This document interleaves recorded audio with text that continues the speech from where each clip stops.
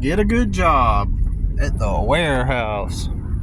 So, we're going through a warehouse industrial park type place. And here's where all the jobs are. See, all of these are just authorities. They just exist in you were born and they just exist in your reality. See all these jobs? Look at the jobs. They were there when you were born. Authorities. These are the authorities. They're not businesses started by men. Alright, so, man, I shouldn't have all those papers on my dash, but here is the warehouse I used to work at. Right here, and I slept in this parking lot in that little white Sprinter van you just seen. See if I can get another glimpse of it. No, the mailboxes are gonna block it. I used to sleep in the Sprinter van right in this parking lot here. Still there. I was there when they opened up this location. I used to sleep there in the parking lot, and one time I found a $100 bill out in this parking lot at this business. When I was pulling up, I saw it was just laying out there in the parking lot. It's like, it's my $100 bill now. I'm suffering. I'm struggling. So that's an extra $100 for me. I got lucky that day. So what I would do is, I didn't have enough gas money after I would, we got paid twice a month, which is different than every 2 weeks.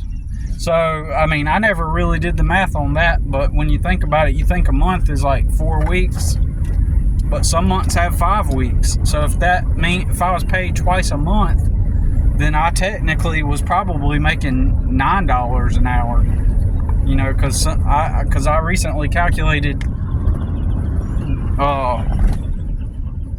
trying to do some math on something for a customer, trying to figure out a pay rate. And so I realized that there were 5 weeks in a month. And back then, I just really didn't even.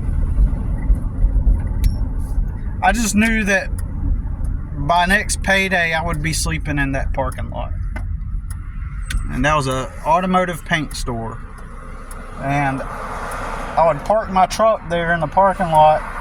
So I would leave the direction I'm headed now. When I'd clock out of my good job every day, I was at that job for 2 years on the dot. I would clock out of that job and then I would drive right over here.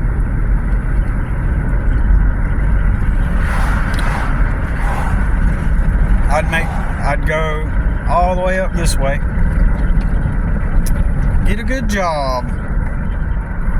2 years later, I was making a set salary based on $10.50 an hour. So I was probably paid less than $10 an hour, in retrospect. So I'd come up to this McDonald's here, up on the corner, and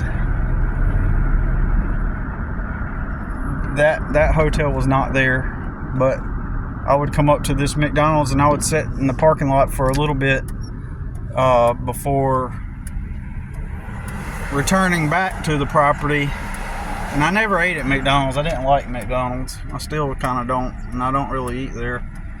But yeah, I would sit there, and then once the coast was clear, I'd return back to the property, and I'd just be sitting in my truck all the rest of the evening until the paycheck came in the next day. Sometimes it would be a couple of days. And other times I would just stay there. Other times I would just stay there because I didn't really have any place else to go, right? So this theme park up ahead is called Carowinds. I may put my phone down for a moment, but and keep talking. But anyways, this theme park up ahead that you see off in the distance is the theme park I did landscaping at. Did landscaping maintenance, but mostly, like, see that plot where that green signage is, right in the middle right there? I would mow that, but my crew leader would have me mostly weedy around the edges, so I didn't have a leadership position there for the 2 years that I worked there. I did not obtain a leadership position, and I really kind of didn't want one either, you know. Didn't really care for the place. It was not, both of those jobs were not good jobs at all. Like, they sucked, and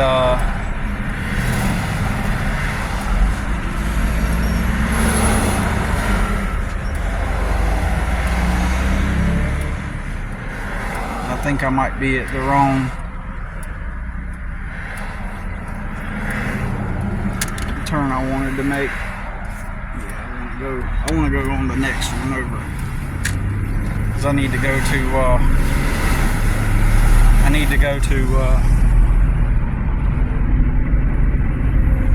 it certainly does look cool. I haven't seen it in a long time. Yes, this is the left turn I want to make. But yeah, there was the entrance where I would go into work. That was the entrance where I would go every day, and be woke up at 5 o'clock in the morning, and I'd be clocked in by 6. And then I'd work 10 hours a day, because they would let you get, back then they'd let you get as much overtime as you wanted. So I'd work 10 hours a day, and then I'd clock out and I'd go do my part-time job, mowing this lady's grass, which is a huge property. And then I'd clean windows, I'd do a bunch of stuff on the side all the time, like all the time. To no avail, no reward for all the hard work. And all the people surrounding me, it's like they didn't even have that worry. They could just work that one job, making $9.50 an hour in 2010, between 2008 and 2010. They could just go there and just simply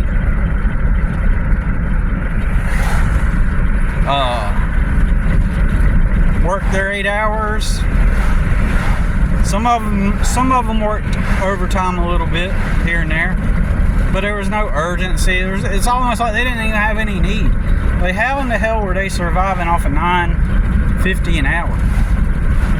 It's because they lived with somebody. Because they lived with their parents. It's because they lived with their dad and their mom and or their wife. There's a lot of men up there that had wives that made most of the money in the family. And so the men would just be there, just kind of circle jerking around, half-assing around all day, not doing the job that they were supposed to be hired for completely, you know. And just life on easy mode, kick back, discuss the NFL, where another worship a man that watching him get off of, clock out of your job and go watch a man work at his job, wear his name and number, and he makes more money than you. And it's fun to watch him throw a ball and earn more money than you. And you wear his name, you brand another man's name on you. It's just crazy. I remember Kirk was talking about, why would people want to buy a shirt? Well, why do people want to buy damn NFL stuff, you know? Why would people?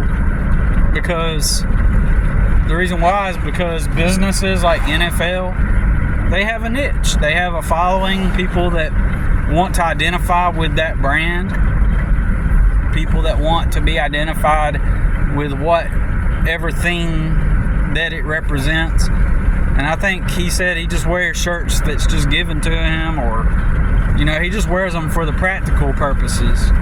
And I'm not like, why would you want to like put somebody's brand on you? And I 100% agree with that. That's why I just wear black t-shirts, like literally for the most part, except for like in the winter. Like if somebody gifts me like a sweater or a hoodie, because I have a green hoodie someone gifted me, and I had a flannel shirt that someone gifted me somehow. And when it's cold, I'll put that flannel shirt over me or the hoodie. But I wear black t-shirts. I used to make my own t-shirts, and I said to myself that I'm not gonna wear another brand. I hate the idea of like wearing Nike or Adidas or something, because people will begin to identify you with whatever brand. Oh, he likes that brand, or that. It does influence people's perception. Now, don't get me wrong. In a lot of ways, it has no, real direct effect on how people perceive you. But sometimes it does. Maybe even a lot of times it does. To sound contradictory, but I think you get my point. That people kind of have people might just view it as, okay, that's just Nike. It's just a neutral brand. It's just like, yeah, everybody wears Nike. It's just what everybody wears. So it could hold no weight, within context, right? But, I just don't want, I personally, for me, don't want to be identified with that. An example of where it would affect you is like, say that, like, you're into Eminem or whatever latest rapper and whatever style they wear. Maybe they wear Adidas or Nike. Some of them create their own brands, right? And then sell it to their followers. And those followers want to identify with them. Like, what's his name? Kanye. Ye wants to wear. People want to be seen wearing that. When Diddy was at his peak popularity, he came out with Sean John, and I remember this butthole at my job. This butthole at my job was always wearing Sean John. He was always wearing it because that's what he identified with, and he was gonna get effed up this weekend. He was always talking about, every single day, he would talk about how much he was gonna drink when the weekend came and get effed up. That's all he ever literally talked about. And it's like, pretty stupid. So yeah, if you dress a certain way, people are going to potentially categorize you. Like, another thing is, I don't want a lot of people to see me and think that they identify with me, like we got things in common. So that's why, for example, you would have never seen me wearing a Sean John clothing or a flat bill hat, because I don't want people to perceive that I'm like one of them. I don't want those stupid people to perceive like, yeah, he's one of us. He probably smokes weed too, like everybody else.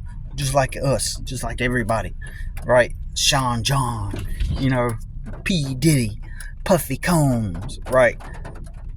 But that dude, he's an automaton that needed to fit in, and so obviously he's gonna wear Sean John, Puffy Combs, P. Diddy. He's gonna wear that. So, anyways, yeah. So screw that dude. Anyways, and I hate to say this, like he had his girlfriend and stuff, and he looked ugly to me. Like, I'm not gay, so maybe he wasn't bad looking. I don't know, but he reminded me of like a grown Cabbage Patch Kid. The way he looked, he got a weird face kind of reminded me of like a doll in a weird way. And but you know, he had a girlfriend at the time, and then I seen him with some kids and like a really pretty, attractive woman. Maybe not really pretty, but she was definitely attractive. And I think it was the same guy. It's been like years since I've seen him, so like over a decade, nearly 2 decades. So pretty sure it was the same guy. And you know, it kind of pisses me off. I ain't gonna lie, it pisses me off that somebody like that ends up like, but Billy, like, you gotta give people a chance. Maybe he turned his life around. Maybe he decided to, like, you know, he didn't want to live like that anymore. Shut up. Just shut up. I don't like to see people succeed whenever they're just generally, like, when they're that way, you know. Like, I just don't. I think they deserve something. I think they deserve a rotten life. So they deserve bad luck. They deserve reciprocal energy. They deserve stupidity. Right? They deserve bad things. Because all that dude did was talk bad about the customers whenever they would leave. Every single time. Almost every single time that they would exit the store, he'd be like, he always had something stupid to say about them, right? Like, and the other co-workers did too. So it was a shitty. So that's a third warehouse type of job that I worked at, where it was just stupidity, basically, right? Anyways, well, so yeah, but I'm just here at Home Depot because I'm gonna get some topsoil. I forgot to get some earlier, and I got to get some topsoil, and I got some sod right here, and drop on my stuff. But yeah, I got some sod right here. Sod is basically where they take and they seed grass on little strips of dirt, and they roll it up. And I got a piece of grass. I got like, you would patch up that right there, like a bare spot or a spot that's just dirt. Just patch it up. But anyways, that's all I got to say about it for now. So y'all have a nice day.